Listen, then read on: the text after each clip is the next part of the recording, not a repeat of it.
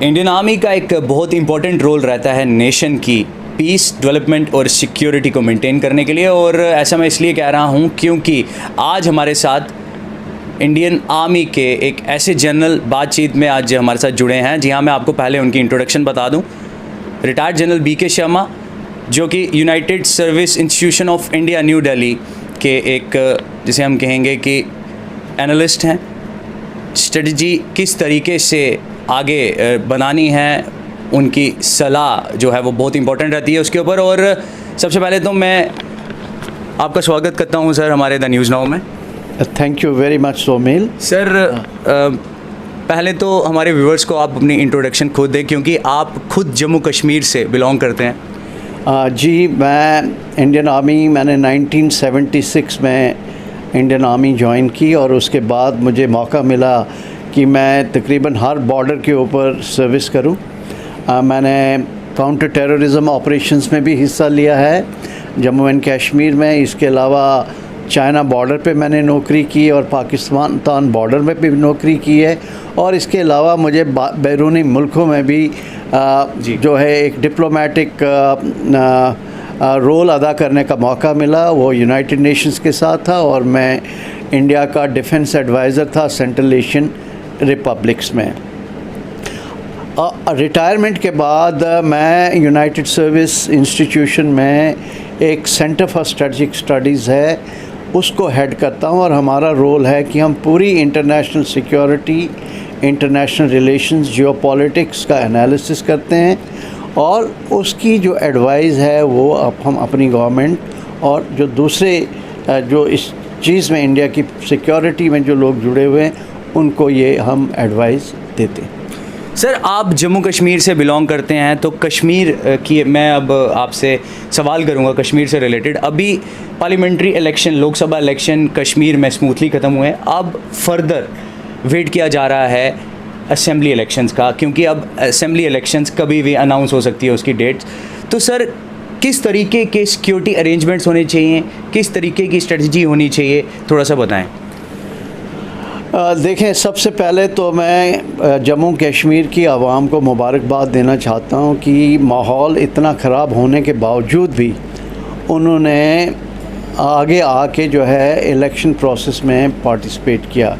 और अगर आप इससे पहले देखें कि 2014 के बाद थोड़े हालात ख़राब हुए, लेकिन 2011 में भी पंचायत इलेक्शन में इसी स्टेट के लोगों ने तकरीबन 80% लोगों ने आके वोट डाले थे। 2014 में जो लोग इलेक्शन में जिन्होंने हिस्सा लिया तकरीबन वोटिंग परसेंटेज 67 थी। और इस दफ़ा भी पूरे इलेक्शन के दौरान हमारे जो दुश्मन हैं या हमारे जो उकसाने वाले जो लोग हैं उनके कार्रवाइयों के बावजूद भी लोगों ने आके इलेक्शन में हिस्सा लिया। और इस वक्त एक माहौल बन रहा है स्टेट के अंदर कि आगे अक्टूबर में असेंबली इलेक्शंस भी हों जिसमें पूरी पार्टी जो है वो बढ़ चढ़ के हिस्सा कर रही है। अब सबसे ज़रूरी चीज़ इस वक्त ये बनती है कि हम एक सिक्योरिटी का जो माहौल है वो स्टेट में बना के रखें, ताकि कोई ऐसा हादसा ना हो या ऐसा कोई इंसिडेंट ना हो जिससे पूरी सिक्योरिटी फिर से डिस्टर्ब हो। इसलिए सिक्योरिटी फोर्सेस का एक बहुत ही बड़ा रोल है कि वो अमन व अमान को वहाँ पे कायम करें। और इसमें ख़ासकर जो रोल है वो J&K स्टेट पुलिस का बहुत रोल है, क्योंकि वो लोगों के बीच में रहते हैं और वो फोर फ्रंट पे इस चीज़ को जो है वो ये जो अपना रोल है वहाँ पे अदा कर रहे हैं। इसके अलावा जो है लोगों की कुछ प्रॉब्लम्स हैं, क्योंकि तकरीबन पिछले 30 साल से जो है ये कॉन्फ्लिक्ट चली हुई है। तो ह्यूमन राइट्स का भी एक इशू है, लोगों की डे टू डे लाइफ जो हैं वो भी डिस्टर्ब हुई हैं। इसलिए मैं चाहता हूं और मैं सोचता हूं कि जो गवर्नेंस रूल है उसका फ़ायदा उठा के जो है लोगों को एक बहुत ही अच्छा गवर्नेंस और एक अच्छी एडमिनिस्ट्रेशन दी जाए। एक ऐसी एडमिनिस्ट्रेशन जो लोगों की तरफ जिसकी अकाउंटेबिलिटी हो और जो डेवलपमेंट करे और जो लोगों के जेन्युइन प्रॉब्लम्स हैं उनको हल करे। उससे क्या है, लोगों का जो भरोसा है वो गवर्नमेंट की तरफ और एडमिनिस्ट्रेशन की तरफ फिर से बरकरार होगा और लोग फिर आके इलेक्शन प्रोसेस में हिस्सा लेंगे। साथ साथ में ये भी ज़रूरी है कि जो भी पॉलिटिकल पार्टीज़ हैं हम उनको पूरी सिक्योरिटी दें, ताकि इलेक्शन के दौरान ये एंटी नेशनल एलिमेंट्स या टेररिस्ट हैं वो उनको टारगेट ना करें। तो उनकी सिक्योरिटी का भी बहुत ज़रूरी बंदोबस्त करना है। जो पोलिंग बूथ्स हैं उनकी सिक्योरिटी का बंदोबस्त करना है, ताकि लोग आके अपने दिल से अपना जो मैंडेट है उसको दिखाएं और अपनी मर्ज़ी की गवर्नमेंट बनाएं, और फिर ये यकीन करें कि वो गवर्नमेंट जो है जो भी उसने वादे किए हैं लोगों के साथ उनको पूरा करे। सर, मेरा अगला सवाल आपसे रहेगा, यूएनएससी ने मसूद अज़हर को ग्लोबल टेररिस्ट घोषित किया। मसूद अज़हर वही टेररिस्ट है, जैश ए मोहम्मद का चीफ, पुलवामा अटैक के पीछे भी मास्टरमाइंड मसूद अज़हर रहा कहीं ना कहीं, और भी जो मिलिटेंट एक्टिविटीज़, टेररिस्ट एक्टिविटीज़ जो घाटी में रहती है, क्योंकि सरहद पार ये लोग डील करते हैं, वहाँ पे कमांड करते हैं जो लोकल लेवल पे मिलिटेंट्स होते हैं। तो यूएनएससी ने अभी इस आतंकी को, इस मिलिटेंट को इंटरनेशनल लेवल पे टेररिस्ट घोषित किया। सर, क्या इम्पेक्ट रहेगा इसका? देखें, ये मेरे ख्याल में ना ही इंडिया के लिए बट पूरी इंटरनेशनल कम्युनिटी के लिए, यहाँ तक कि कश्मीरियों के लिए एक बहुत बड़ी बात है। एक तरीके से एक हमारी विक्ट्री है टेररिज्म के ख़िलाफ़, जिसमें हर आदमी को खुश होना चाहिए, क्योंकि जितने भी बड़े टेररिस्ट अटैक्स इंडिया के अंदर हुए या कश्मीर असेंबली में भी हुए, उसमें मोहम्मद अज़हर और उसकी जैश मोहम्मद का हाथ था। तो अब जो यूएन रेजोल्यूशन, इसका मतलब ये कि 15 कंट्रीज़ ने जो है वो मिल के यूएन रेजोल्यूशन 1267, जिसमें चाइना पहले कुछ रुकावटें डाल रहा था, लेकिन जब उसके ऊपर भी इंटरनेशनल प्रेशर बना तो उसने अपनी जो ऑब्जेक्शन थी वो हटा के अब यूएन रेजोल्यूशन 1267 को पास कर लिया। अब इसका क्या आगे असर होगा? सबसे पहले कि अब वो कोई भी फाइनेंशियल ट्रांजैक्शन जो भी उसकी हैं, जितने उनके अकाउंट्स हैं दूसरे मुल्कों में, वो बंद होंगे। इसी तरीके से वो कोई भी प्रोपेगेंडा नहीं कर सकते, और कोई भी हथियार का लेना देना या किसी किस्म की फाइनेंशियल सपोर्ट या टेररिस्ट के लिए एडवोकेसी नहीं कर सकते। यहाँ तक कि वो बयानबाजी भी नहीं कर सकते कि उनकी ऑर्गेनाइजेशन किसी टेररिस्ट अटैक में जो है वो मुलव्वस है। और पाकिस्तान ने जो है ये मतलब इंटरनेशनल कम्युनिटी को ये उन्होंने एश्योरेंस दिया है कि वो इसको अमल में लाएंगे, यूएन 1267 को। अब किस तरीके से पाकिस्तान ये अमल में लाता है, क्या कार्रवाई करती, वो देखना है। अगर पाकिस्तान इस चीज़ को अमल में नहीं लाता तो उसका एक बहुत बड़ा रिस्क पाकिस्तान के ऊपर है, क्योंकि एक चीज़ है international financial action task force, जिसकी वजह से वो इस वक्त ग्रे जोन में आगे हैं। अगर वो इस रेजोल्यूशन को अमल में नहीं लाते तो इसका मतलब है वो सीरियसली जो है टेररिज्म के ख़िलाफ़ कार्रवाई नहीं कर रहे। और अगर वो यूएन जो फाइनेंशियल एक्शन टास्क फोर्स है उसमें अगर वो ब्लैक लिस्ट में आ गए तो फिर पाकिस्तान के ख़िलाफ़ इकनॉमिक सैंक्शंस लग सकती हैं। और इस वक्त पाकिस्तान की जो इकनॉमिक कंडीशन है वो बहुत बुरी है। अगर उनके ऊपर फाइनेंशियल एक्शन टास्क फोर्स और ज़्यादा पाबंदियाँ लगाती हैं तो उससे पाकिस्तान की इमेज और उसकी इकॉनमी और उसके डिप्लोमेटिक इमेज के ऊपर बहुत बड़ा असर पड़ सकता है। तो हमारी ये उम्मीद है कि पाकिस्तान जो है वो थोड़ा सा अपना रवैया बदल ले और हालात के मुताबिक जो जिस तरीके से हालात डेवलप हो रहे हैं उनको मद्देनज़र रखते हुए एक रिस्पॉन्सिबल नेशन की तरह, एक मुल्क की तरह अपना रोल अदा करें। सर, ऐसा भी देखा जाता है पाकिस्तान की, अगर अब आपने बात की तो पाकिस्तान द्वारा सीज़ फायर का वायलेशन होता रहता है।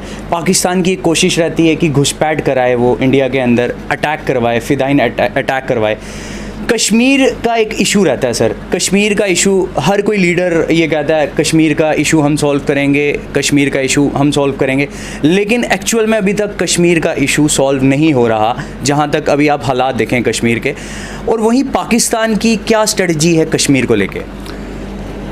देखें, पाकिस्तान की स्ट्रेटजी शुरू से ही कश्मीर को डिस्टेबलाइज़ करना है। वो कश्मीर में अमन नहीं चाहते, कश्मीर को डिस्टेबलाइज़ करना चाहते हैं। इसलिए आपको याद होगा कि महाराजा हरी सिंह ने इंस्ट्रूमेंट ऑफ एक्सेशन साइन करने से पहले एक स्टैंड स्टिल एग्रीमेंट पाकिस्तान के साथ किया था ताकि वो कश्मीर के ऊपर हमला नहीं करें। लेकिन उन्होंने उस स्टैंड स्टिल एग्रीमेंट की खिलाफ वर्जी करके कबायलियों के थ्रू कश्मीर पे हमला किया। कश्मीरी अवाम ने उनको रोका, ठीक है, आपके पास जो हैं अब्दुल अजीज़ जैसे जो लोग थे, उन्होंने आगे कुर्बानियाँ दी। 65 में एक ऑपरेशन गिब्राल्टर फिर पाकिस्तान ने शुरू किया। उस वक़्त भी कश्मीरी अवाम जो है सामने आई और उन्होंने इंडिया आर्मी को और इंडियन सिक्योरिटी फोर्सेस को बताया कि ये घुसपैठियाँ हैं, और वो ऑपरेशन भी फेल कर दिया। उसके बाद पाकिस्तान ने एक नई चाल चली, उन्होंने रिलीजन का सहारा लेके जो है एक इस तरीके से अंदर के हालात, जो कुछ तो हमारी भी कमज़ोरियाँ थीं, पॉलिटिकल साइड पे कुछ कमज़ोरियाँ रही हैं, जैसे 1987-88 के अंदर जो इलेक्शंस हुए उसकी वजह से। सो उन्हीं हालात का फ़ायदा उठा के उन्होंने रिलीजन के नाम पे एक वहाँ पे फिर लोगों को उकसाना शुरू कर दिया और पूरे कश्मीर को उन्होंने डिस्टेबलाइज़ करा। अब उनकी स्ट्रैटेजी ये होगी कि वो किसी न किसी तरीके से ज़्यादा लोगों को, वहीं के जो लोग हैं कश्मीर के लोग, उन्हीं को उकसा के ऐसे एलिमेंट्स को सामने लाएं ताकि वो लगे कि पाकिस्तान का उसमें कोई रोल नहीं और ये एक इंडिजिनस या लोकल मूवमेंट है और ये मूवमेंट फॉर फ्रीडम स्ट्रगल है। उसको इस तरीके से वो आगे लाने की कोशिश करेंगे। तो मुझे नहीं लगता कि आने वाले वक्त में पाकिस्तान में कोई उनके रवैये में कोई चेंज होगी, क्योंकि अगर कश्मीर का मसला हल होता तो फिर उनकी आर्मी के पास कोई थ्रेट नहीं रहती, ठीक है, और उससे जो उनकी छवि है, उनकी जो इमेज है उनकी सोसाइटी के अंदर, वो ख़त्म हो जाएगी। और इसलिए वो इस थ्रेट को ज़िंदा रखना चाहते हैं और कश्मीरियों को आगे वो बलि का बकरा बना रहे हैं। सर, एक और मेरा आखिरी आपसे एक सवाल रहेगा। पाकिस्तान चाइना इकोनॉमिक कॉरिडोर की बात चल रही है, सर कश्मीर के ऊपर क्या इम्पैक्ट रहेगा उसका? देखिए, ये तो हम सब लोगों को जो जम्मू एंड कश्मीर के हैं उनको सोचना है कि इस वक्त हमारी जो रियासत है उसका एक हिस्सा अक्साई चीन, वो कश्मीर की चाइना के कब्ज़े में है। दूसरा हिस्सा जो है जिसको शख्सगाम वैली बोलते हैं, जो गिलगित बाल्तिस्तान के ऊपर चाइना बॉर्डर के ऊपर है, वो भी 1963 में जो है पाकिस्तान ने चाइना के हवाले कर दिया। अब गिलगित बाल्तिस्तान के थ्रू जो है वो चाइना पाकिस्तान इकनॉमिक कॉरिडोर बना रहा है, उसमें जो है चाइनीज़ उनके वर्कर्स वहाँ पे आए हुए हैं, पूरा वो वहाँ पे चेंजेस कर रहे हैं, कुछ एनवायरनमेंटल चेंजेस कर रहे हैं। इसके अलावा जो है पाकिस्तान ने जो एक बिल्कुल एक UN रेजोल्यूशन की खिलाफ वर्जी है, उन्होंने गिलगित बाल्तिस्तान ऑर्डर जो है वो 2018 में पास किया, जिसकी वजह से जो है गिलगित बाल्तिस्तान एक तरह से पाकिस्तान का एक परमानेंट प्रोविंस बन गया। तो कश्मीरी लोगों को ये समझना है कि अगर वो अपनी बात करते हैं, ऑटोनॉमी की बात करते हैं या पूरी JNK स्टेट की बात करते हैं, तो फिर वो इसके ख़िलाफ़ आवाज़ क्यों नहीं उठा रहे कि चाइना यहाँ पे क्या कर रहा है या पाकिस्तान ने गिलगित बाल्तिस्तान का स्टेटस क्यों बदली किया।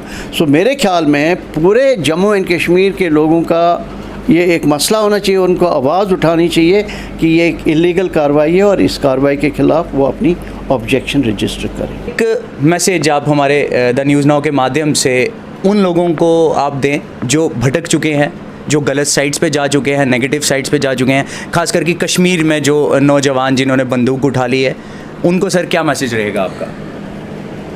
देखें, सबसे पहले तो मैं आपको थैंक्स कहना चाहता हूँ कि आपने मुझे ये मौका दिया कि मैं अपने जो ख्यालात हैं वो आपके ऑडियंस के सामने ले आऊँ।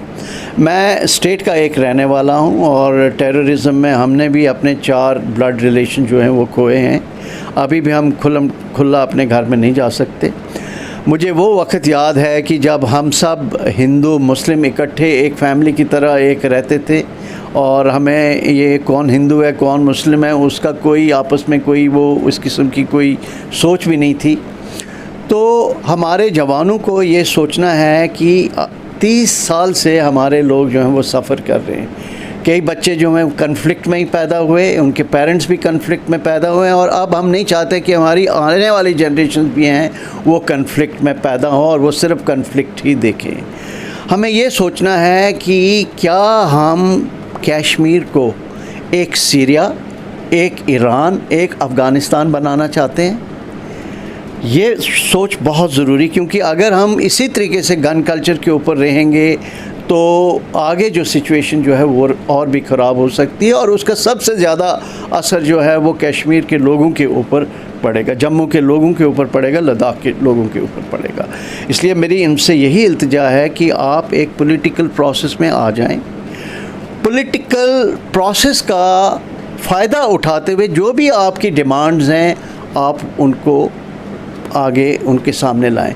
अगर आप एक मास मूवमेंट के ज़रिए एक कॉन्स्टिट्यूशनल प्रोविज़न के तहत और एक प्रॉपर पॉलिटिकल मूवमेंट के तहत अगर आपकी कोई इश्यूज़ हैं आर्टिकल 370 को लेके या 35 को लेके, तो एक पॉलिटिकल कोर्स से है। गन से ना कोई मसला सुलझा है ना कभी सुलझेगा। अगर उससे बर्बादी होगी तो कश्मीरियों की ही बर्बादी होगी। यही मैसेज मैं देना चाहता हूँ कि आएँ और अमन का रास्ता इख्तियार करें और आगे जो भी मसले हैं उनको मिलजुल कर बातचीत के थ्रू हल करें। बहुत बहुत धन्यवाद सर आपका। तो जनरल साहब द्वारा बहुत अच्छा मैसेज दिया गया कि गन का रास्ता छोड़े, अमन की तरफ आएँ, पीस की तरफ आएँ, और हर कोई व्यक्ति अमन चाहता है, शांति चाहता है, पीस चाहता है। आपकी क्या राय है हमारे कमेंट बॉक्स पे कमेंट करना ना भूलिएगा। कैमरा पर्सन अंकुर सिटी के साथ मैं Somil Abrol, the news now.